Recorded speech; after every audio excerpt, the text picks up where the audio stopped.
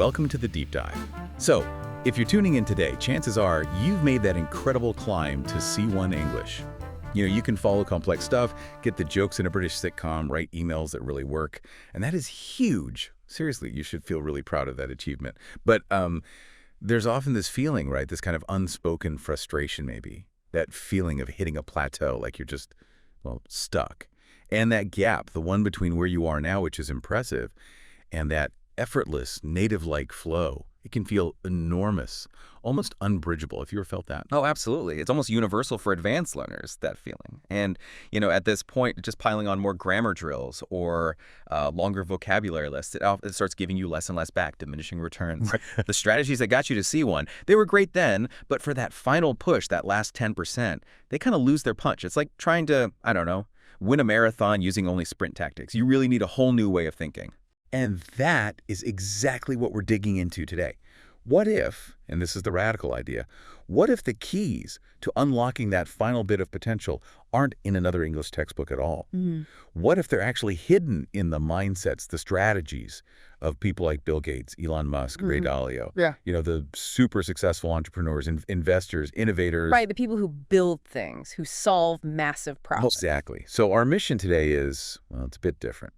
We're going to translate those high-performance principles, the ones that built empires, into something really concrete, an actionable framework for you to master English. So you stop being just a student. Yeah. You become the CEO of your own language learning, your own linguistic enterprise. Welcome, basically, to English Learning, Inc. I like that. English Learning, Inc. It's about engineering your fluency, consciously, strategically, treating it like a project. And like any big engineering project, the foundation isn't the tools, it's the mindset. Okay, so let's say you're feeling that frustration, you've hit that wall. Where do you even start? And you're saying the first key isn't more grammar, it's how you think. Precisely. It starts with reevaluating your whole approach to learning itself. And for that, we really have to look at Carol Dweck's work in Mindset, the new psychology of success. It's influenced so many high achievers. Right. Her main point, the real game changer, is that success isn't really about some fixed talent you're born with. It's about your underlying beliefs about whether you can learn and grow. Okay, so what are the options then? Well, she draws this crucial distinction: fixed mindset versus growth mindset. The fixed mindset, that's the belief that your abilities are just fixed traits. You're either good at something or you're not. End of story. And for a C1 learner, how does that show up? Oh, it can be subtle. Thoughts like, my pronunciation will always be bad because of my accent, I can't change it. Or, prepositions, I always mess them up. I'm just not wired for that detail. It's this quiet little voice that holds you back. Yeah, I recognize that voice. They just get it, I don't. It creeps in with any new skill, doesn't it? It really does. But then there's the growth mindset. And this is the belief that abilities aren't fixed at all. They can be developed, seriously developed, through dedication, smart strategies, and learning from what happens. So it changes that inner conversation. Completely. Instead of, my pronunciation is bad, it becomes, okay, my pronunciation can be improved. Let me figure out which sounds are tricky and find exercises for those sounds. Or with prepositions, it's not, I'm bad at them. It's, right, prepositions are complex. Mastering them is actually a really valuable skill. I need a system, log my errors, practice deliberately. And this is why the big innovators, the billionaires, are obsessed with this. Exactly, because building anything big involves constant setbacks, failures, things not working. A growth mindset is basically the entry ticket. You have to see failure not as proof you're no good, but as data, as an opportunity to learn and adjust your strategy. It's fundamental. So, okay, let's bring it back to the C1 learner listening right now. How do you actually make that shift? Especially if you feel like you've been stuck for a bit. It often starts with small shifts in how you see things and what you do. First, embrace what some call productive struggle. Productive struggle. Yeah. When you tackle that really dense article in The Economist, or you're really straining to follow a super fast native speaker, don't label that difficulty as failure, that feeling of mental effort. That's actually your brain working, strengthening connections, rewiring itself. You need to lean into that discomfort. Okay, so don't shy away from the hard stuff. Right. Second, consciously change your vocabulary about yourself. Just banish, I'm not good at X. Seriously. Replace it with, I'm currently developing my skills in X, or I've identified X as an area for growth. It sounds simple, maybe even a bit cheesy, but it reframes the whole thing. It turns it from a fixed state into a solvable challenge. That makes a lot of sense. Seeing a ladder instead of a wall. What else? Actively seek out challenges. Don't just stick with what's comfortable. It's so easy to just rewatch that show you understand perfectly. A growth mindset pushes you to find stuff that's just beyond your current level. You know, the famous I+1. Like that podcast that's a bit too fast, or that novel with tricky language. Exactly. Or maybe finding a conversation partner who really pushes you. And one last thing. Fall in love with the process, not just the distant goal of fluency. Celebrate the small wins every day. Using a new phrase correctly, finally nailing a sound you struggled with, understanding a sentence that would have baffled you last month. That focus shifts everything. You become the driver, not the passenger. That's really powerful. Okay, so mindset first. Got it. But then, how do these super high achievers actually approach the work itself? It's not just about willpower, right? There's more structure to it. Oh, definitely. It's not just about mindset or even just putting in hours. Which brings us neatly to our second principle, deconstruction and first principles thinking. This is something Elon Musk talks about a lot. First principles. I've heard him mention that. What does it actually mean in practice? It means breaking a complex problem or goal down to its most fundamental, irreducible truths, and then reasoning up from there.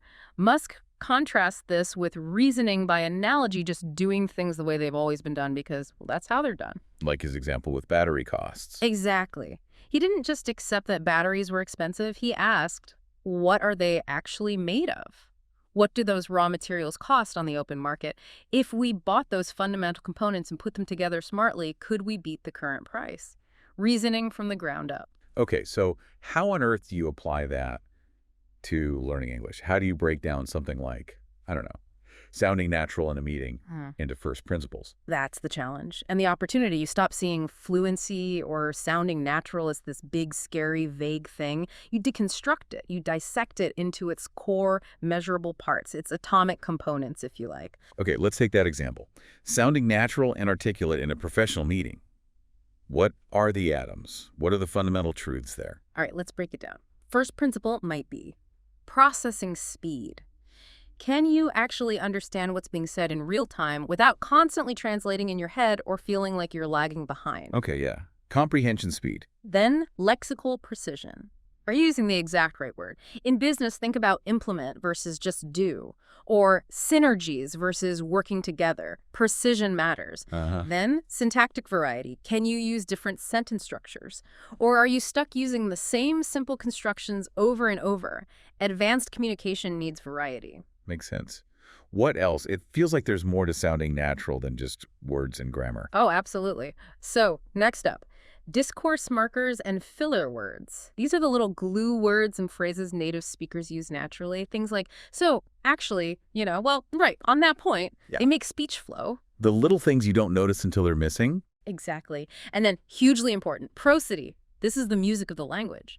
Intonation, stress patterns, rhythm. Think about, I think we should launch versus I think we should launch.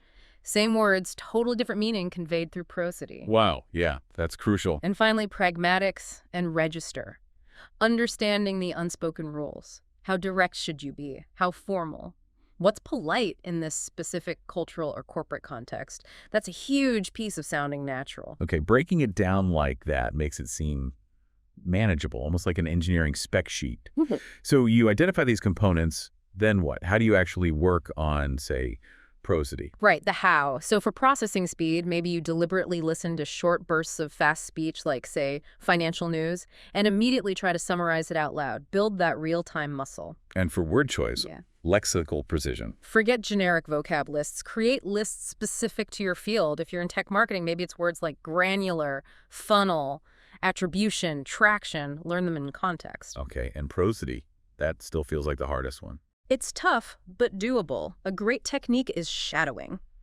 Find a short audio clip of a speaker you admire. Listen to one sentence. Pause. Immediately repeat it, trying to copy their exact intonation, rhythm, stress. Record yourself. Compare. It's demanding, but it works. Mimicking them, exactly. Yes. By deconstructing the big goal into these smaller fundamental parts, you turn this overwhelming ambition, sound natural, into a series of concrete engineering problems you can actually solve, like an architect planning a building system by system. Which leads perfectly into our next principle, inspired by Bill Gates. Meticulous, deliberate practice. We all hear about the 10,000-hour rule, right? But Gates's early success, his legendary coding sessions, it wasn't just about time. It was about the kind of practice. This idea from psychologist Anders Ericsson, deliberate practice, what actually makes practice deliberate? Yeah, that's the crucial distinction. Deliberate practice isn't just putting in the hours. It's not just doing the thing. It has 4 key ingredients. First, a very clear, specific goal focused on a narrow skill you want to improve. Okay, narrow focus. Second, a high level of effort. You need to be operating right at the edge of your current abilities, outside your comfort zone. It should feel hard. Got it. Pushing yourself. Third, immediate feedback. You need to know right away if you're doing it correctly or not. Without feedback, you could just be practicing mistakes. Crucial. And the fourth? Repetition and refinement. Doing it again and again, but not just blindly repeating, making small adjustments based on the feedback you're getting, constantly tweaking and improving. Okay, let's make this concrete for a C1 learner. Because I think many of us feel like we practice a lot, but maybe it's not truly deliberate. Give us an example. Listening practice. Regular versus deliberate. Okay. Regular listening. Maybe putting on a BBC podcast while you're cooking. You understand most of it. It's enjoyable, passive almost. Deliberate listening. Taking a 2-minute clip from that same podcast. Transcribing it word for word. Highlighting every phrase you weren't 100% sure of. Listening again, only focusing on the speaker's intonation on questions. Then recording yourself, saying those same sentences, trying to match the intonation. See the difference. It's intense, focused, taxing. Completely different level of engagement. What about speaking? Regular chat versus deliberate practice. Regular practice is having a nice conversation with a language exchange partner. Pleasant, useful, but maybe meandering. Deliberate speaking practice. Setting a goal before the call. Okay, today I am going to consciously use 3 different past conditional forms correctly. Actively looking for chances to use them. And after the call, reflecting, did I do it? Where did I hesitate? What went wrong? Setting an intention and reviewing it. Okay. And reading. Many C1 learners read a lot. Right. Reading for pleasure work is great, but it's often not deliberate practice. Deliberate reading practice might be tackling a really dense article, say, from The Atlantic, reading one paragraph, then stopping and summarizing its core argument out loud in your own words. Then, going back to that paragraph, finding maybe 3 examples of sophisticated sentence structures you don't normally use, and then writing new sentences about a different topic, but using those exact structures. It's analytical, it's effortful, it's not always fun in the moment. No, it sounds like hard work, but targeted work. Exactly. It's the difference between just playing tennis rallies and doing specific drills focusing only on your backhand slice with a coach giving instant feedback. That's where the real improvement happens. So how do you build this into a routine? Life is busy. How do you make space for this kind of intensity? Good question. First, maybe do a weakness audit. Once a month, look honestly at your skills, maybe using those first principles we talked about. Ask, what's the one skill that if I improved it right now would give me the biggest boost overall? Make that your deliberate practice focus for the next month. So you prioritize. Yes. Then schedule what you might call a power hour. Find 60 minutes, maybe 3 to 5 times a week, where you have 0 distractions. Pure focus. This is your linguistic workout. And what do you do in that hour? You could break it down maybe 20 minutes on targeted pronunciation drills for sounds you struggle with. Then 20 minutes writing, say, 1 perfect paragraph on a work topic, and using a tool like Grammarly or even an AI tutor to get detailed feedback on structure and style. Then 20 minutes of that intense active listening and transcription we talked about. Wow. An hour of pure, focused effort. That focused intensity, done consistently, that's what builds mastery. It separates the people who stay pretty good from those who become truly excellent. Okay, this is starting to form a real system. Mindset, deconstruction, deliberate practice. Now, what about getting corrected? You mentioned feedback is key for deliberate practice. Our final principle tackles this head-on. Drawing from Ray Dalio. Yes, Ray Dalio, the founder of the huge investment firm Bridgewater Associates. His big idea is radical transparency, sometimes called radical candor. He argues, pretty forcefully, that our ego, our natural reluctance to confront mistakes, our own and others, is the single biggest barrier to improvement. So his company culture is built on very direct feedback. Extremely direct, sometimes uncomfortably so for outsiders. But the principle is powerful. Truth, even uncomfortable truth, is essential for growth. Now, why this is so critical for C1 learners is because of what I call the politeness trap. The politeness trap. Tell me more. Your English is good now. People understand you. So native speakers, colleagues, friends, they often stop correcting your smaller, lingering errors. those little fossilized mistakes with articles or prepositions or pronunciation, because frankly, it feels kind of rude or nitpicky to point them out when communication is basically successful. Right. They don't want to interrupt the flow or seem critical. Exactly. But that lack of correction, it's poison for progress at this stage. It allows those errors to become permanent. It's a huge barrier to reaching that C2 native-like level. You absolutely must find ways to get honest, even blunt feedback. You have to build your own feedback system. So you essentially have to become your own Ray Dalio, seeking out the tough truths. Yeah, that's That's daunting. How do you ask people to be ruthless without, freaking them out? It takes courage, but you can frame it. You need to explicitly prime your feedback partners, whether it's a tutor, a language partner, maybe even a trusted colleague. Before you talk, you say something specific. Like what? Like, hey, look, my English is at a point where people usually understand me, so they stop correcting the small stuff. But that's actually a problem for me because I really want to improve. I'm working specifically on mention your focus area, e.g., using articles correctly or sounding more natural with phrasal verbs. Would you do me a huge favor and actually interrupt me every single time you hear a mistake in that area? Seriously, I'd be incredibly grateful for that directness. So you give them explicit permission, almost an instruction, and make it specific.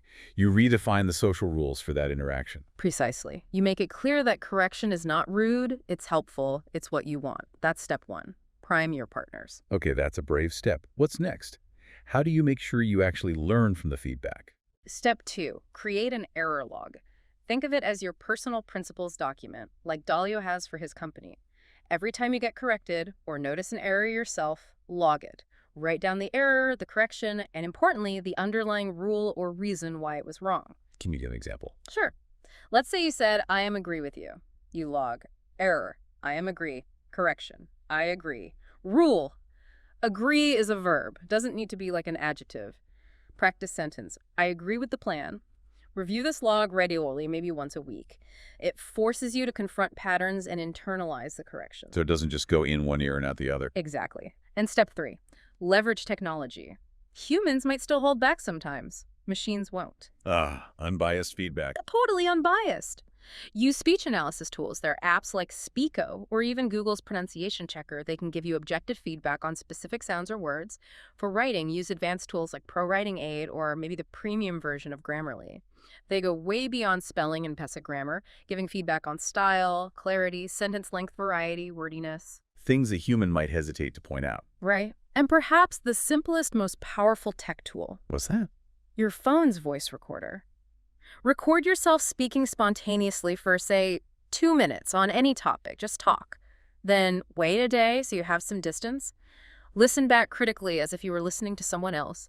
You will be amazed at the little habits, the filler words, the pronunciation issues you suddenly notice. Listening to yourself as a detached observer. It's incredibly revealing. This whole process, actively seeking feedback, logging errors, using tech, self-analysis, it requires humility. It means valuing the truth about your skills over the comfort of your ego. And that, right there, is a core trait of pretty much every super high achiever we're talking about. Okay, let's make this even more real. Let's look at how people have actually applied these principles. You mentioned some case studies, starting with Maria, a project manager from Brazil, inspired by Ray Dalio. Yeah, Maria.